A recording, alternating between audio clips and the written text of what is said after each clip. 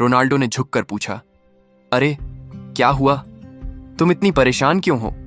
गाय ने धीरे से एक यादों का बुलबुला, मेमोरी बबल बनाया। उसमें एक चमकती हुई सुनहरी घंटी दिखाई दे रही थी, उसकी जादुई घंटी। लेकिन अगले ही पल बुलबुले में दिखा कि वह घंटी जंगल की तरफ गिर गई है। गाय उदास होकर बोली, मेरी जादुई घंटी गिर गई, मैं उसके बिना ऊंची छलांग नहीं लगा सकती। रोनाल्डो ने मुस्कुराते हुए सिर हिलाया, चिंता मत करो, हम उसे ढूंढ लेंगे। और दोनों अपने छोटे से साहसिक सफर पर निकल पड़े। रास्ते में मिले मजेदार जानवर। जंगल के रास्ते पर चलते चलते वे 3 मजेदार जानवरों से मिले। एक शरारती बकरा जो पत्ते चबाते चबाते मजाक करता रहा, एक समझदार उल्लू जिसने पेड़ों की ऊंचाई से रास्ते का सुराग दिया, और एक चंचल कुत्ता जो उत्साह में अपनी पूंछ हिलाते हुए उन्हें सही दिशा में ले गया। उन तीनों की मदद से रोनाल्डो और गाय आगे बढ़ते गए। रास्ते में हंसी मजाक, छोटे छोटे कॉमिक पल और खुशमिजाज माहौल बना रहा। जादुई घंटी मिली।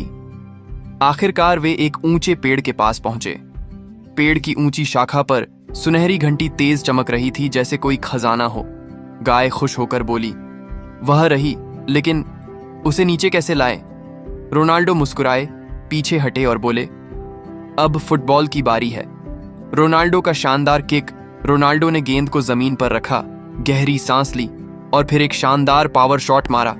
गेंद हवा में घूमती हुई धीमी गति, स्लो मोशन में ऊपर उठी। शू ऊम, गेंद शाखा से टकराई, धड़ाम, और सुनहरी घंटी नीचे गिरकर नरम घास पर आ गिरी। गाय खुशी से उछल पड़ी।